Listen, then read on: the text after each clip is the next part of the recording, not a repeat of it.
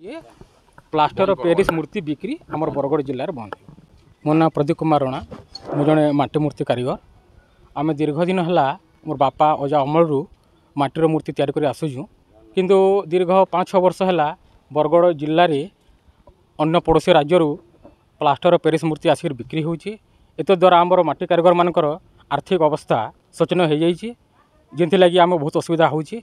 आम शास्त्र भी लिखा अच्छी जे माटी तैयारी मूर्ति पूजार हबार व्यवस्था अच्छी, शास्त्र तार वर्णित अच्छे।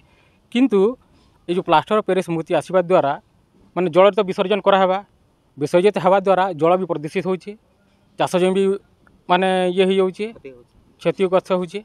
चाष जमी माने जो धान चाष है पनीपरिया चाष से क्षतिग्रस्त होगा। दिन दिन यार ऊपर जो एक्शन नहीं नेले प्रशासन, अन्य सहर मानक भी तार प्रतिबंधक लगी, कि बरगढ़ में आम दीर्घ दिन है दाबी कर आसुचु, प्रशासन शुणुना।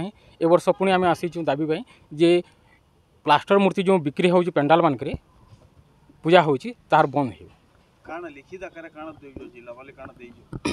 आकार आम देचु जे ये जो प्लास्टर आम जिलापाल को आम दाबी देचु ये प्लास्टर ऑफ पेरिस मूर्ति बिक्री आमर बरगढ़ जिले में बंद हो। Bargarh Mona Sahu report Bargarh time. जेकोसी न्यूज देवार लगी आम नंबर के फोन करूँ।